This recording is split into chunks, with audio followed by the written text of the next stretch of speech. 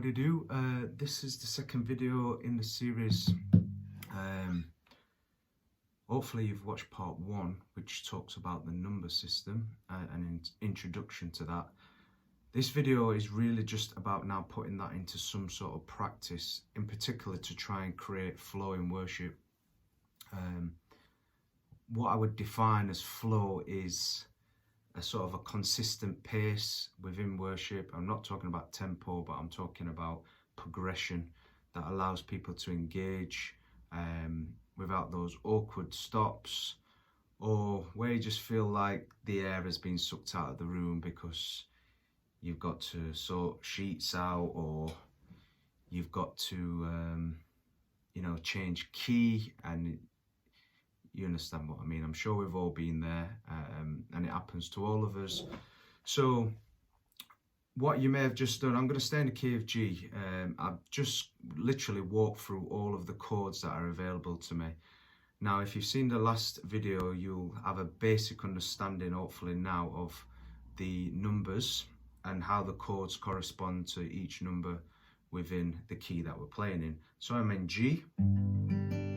If I walk down the scale, so that's 1, that's 7, that's D with an F sharp, 6 is E minor, 5 is D major, 4 is C major, 3 is a G B or a B minor, A minus 2, and then back to the G again. And that's that scale that we looked at, but going the other way. So if I'm in the key of G, I brought a song sheet here as well. Now, obviously it means all of the band, or unless you're leading alone, but if you're in a band situation, there's a system that people use to actually signal for the numbers. So if you was going to go into a spontaneous song, but still within the same key, you use one hand, and the number system works from your thumb. So you would simply, if you wanted people to stay on the one chord, which would be G in this case, you just hold your thumb up like this. 2, 3, 4, 5. You think, well, where's 6? So 6 is just your little finger. 7 is working back down the other way. And there you go, you're back to 1 again. So you'll see people use this system, and it gives an indication to the band to know where you're going to be going next. So I mentioned before that it's important to try and think about chord progressions rather than sequence. And again, this is not mandatory, but I just say this to help people to develop. But here's a typical song sheet. I don't know if you can see that there. So that's How Great Is Our God in the key of G. I'm going to show you how you could build from this and pretty much go wherever you want to within reason. So one of the things to notice on this sheet is the chord progression is exactly the same all the way through. So you've got G, E minor, and C for the verse. That is it. Now I play that slightly different, which is what the pen marks are. You can put some passing chords on there. And then you add a D. It's the same progression all the way through, but then you add a D on the chorus and on the bridge, which you'll be able to see there. Really straightforward.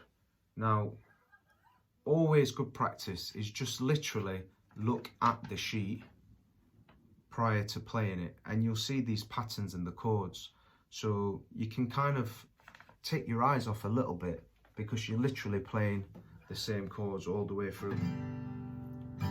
Is our God, sing with me, how great is our God, and all will sing how great is our God. Okay, so if you was to think of those in numbers instead, you can look at that. So we're in 1. So a good tip to do would be get a piece of music and write at the side of the chords the numbers. Now you might think, why do I need to do that? Because you could be in a completely different key and the progression remains the same. So that's why it's an important skill to have, because if someone just raised that in the key of A and you haven't got a sheet in front of you, all of a sudden you're remembering the numbers and the progression, and you can just carry on playing where you go. Okay, so if I'm singing this song, how great is our God, I use a 7 passing chord there. How great, that's the 6, E minor, our God. That's the 4, that's the C. 5 to the D, back to the 1. Okay, and I'm thinking, okay, where would I want to go from this? So when I'm planning songs, don't get super spiritual here on me. Obviously, I'm looking at lots of different things, themes. I'm looking at tempo. I'm looking at the key of the song that I sing it in within my range. But I'm looking for a message that ultimately projects Jesus Christ and the focus on God himself, and to try and take people on that journey, and to sing truth about God. Yeah, the Bible tells us that we should sing with understanding. So if I'm singing this song, I'm thinking all the time, I know all the chords that are available to me in this key. Is our God. Now I can go, you're the name above all names, you are worthy of our praise, and my heart will sing, how great is our God. And I'm thinking, okay, what songs are available to me within that key, or within that message even, in fact. So some of the songs that might come to my mind are something like Great Are You Lord. So how great, thinking about the theme, is our God, and all the earth will shout. This is the one. My heart will pound, these bones will sing, great, that's the 4, are you Lord. Pardon the voice, it's late. And all the earth will shout. You get the idea. And I'm still within, and I think the message is symmetrical as well. We're singing about the greatness of God. From there, I could go to something like, Lord of all the earth, we'll shout your name, filling up the skies with endless praise. Yahweh, Yahweh, we love to shout your name, oh Lord. He's still singing about the greatness of God, the power of God, but also lifting up his name. All these songs are available to you. You think, okay, what if I wanted to go a little bit faster? You could drop into your 6, which is your E minor. It doesn't sound weird. You can go anywhere within these chords, and it will fit, and it won't seem like you're going off track anywhere. So you could go like, our God is greater. That's a 6. Our God is strong. That's a 4. God, you are higher than any. It's the same progression all the way through. Our God is healer, awesome in power. Our God. So that's E minor, C, G, and D with an F sharp. And I'm still singing all of these same songs, creating a picture of a great God, declaring truth through song, through music, and taking people on this journey. Well, you might think, yeah, but the tempo is different. What if the drummer? You plan all of that, but remember, if you're leading, you don't have to sing the song straight at the tempo what it is. You can come in like this, and then eventually, and then your band could come in. I think the important thing about leading is actually you lead with confidence and follow and guide the team. By doing that, you can pretty much do what you want, because you're taking responsibility, and the congregation will follow you if you do that with confidence. We're singing that, our God is greater. So again, from there I could move and I could go, and who can stop the Lord Almighty? I'm using different chord progression. Here I'm going A minor, G, B, and C. In the scale, that's 2, 3, and 4. Still staying on the theme of God's greatness. Who can stop the Lord Almighty? Who can stop the Lord Almighty? Who can stop the Lord Almighty? Who can stop the Lord? You don't have to sing all of the song. You might pull a certain section out of a song, just a bridge or a middle 8 or whatever that may be, maybe just the chorus. But we're still on that journey. And then you might think, well, what if we just wanted to change topic and sing about another truth of God? So if I'm doing this, who can stop the Lord Almighty? Who can stop the Lord Almighty? Who can stop the Lord Almighty? Who can stop the Lord? And then I might go, your promise still stands. Great is your faithfulness, your faithful. Same chords within the scale, but now I want to sing about God's faithfulness. Here in your hand, this is my confidence. You never fail me yet. I'm singing about His goodness. You never fail me yet. You're a good, good Father. It's who you are. It's who you are. Who you are. And I'm loved by you. It's who I am. It's who I am. It's who I am. And you know, we've changed topics now, but I'm now singing about the goodness of God. Your goodness is running out. It's running after me. Your goodness is running out. It's running after me.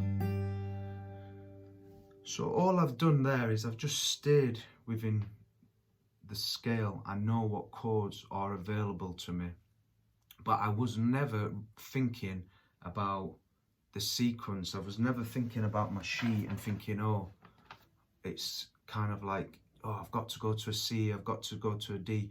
I'm thinking about a progression all the time, using the numbers in my head. And this is great for your ear, because a common chord progression at the minute is 4, 6, and 5. In the key of G, that's C, E minor, D. You can just practice going over there. Think of how many songs could I actually recognize with that, and it's great for your ear because you'll hear this. Great are you, Lord, singing great are you, Lord. Same one. Jesus, Jesus, you made the darkness tremble.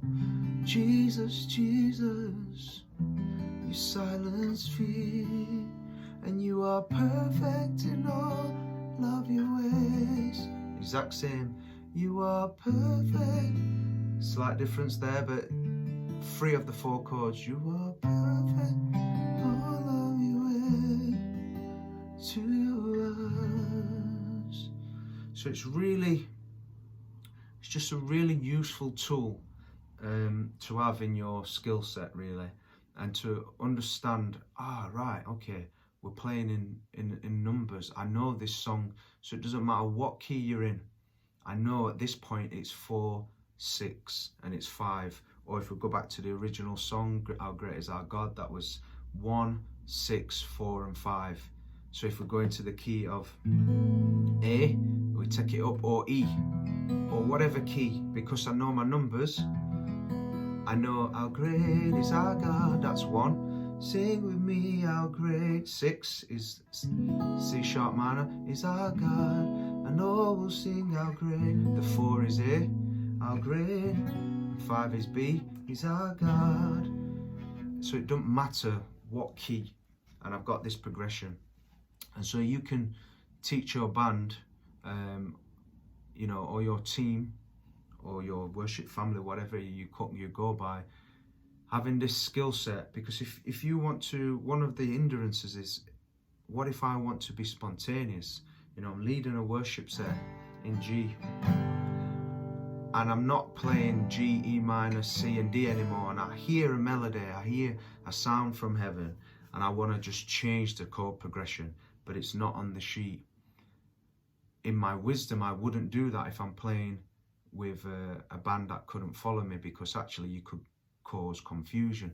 But actually having that skill set and that knowledge as part of the team, you can now push that out, and just with some simple signals from yourself as the leader, you know, you can just give the numbers as you're moving through, and people will be able to catch on, and you can move where you want to go.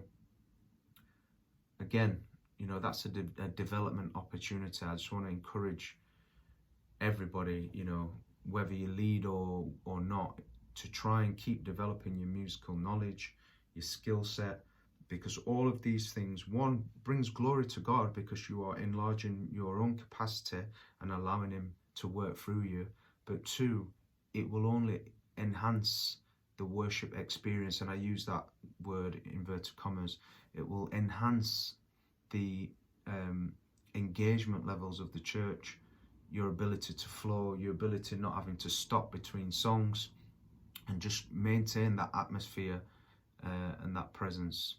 So I hope that's been useful for you as a practical example. I'm trying to keep these videos short, but I just can't do it, so I'll practice that. So yeah, so another video will follow, just to build on what we've done here, but I hope that's useful. Any questions, please drop them in. If you found it useful, please drop a comment, and God bless you.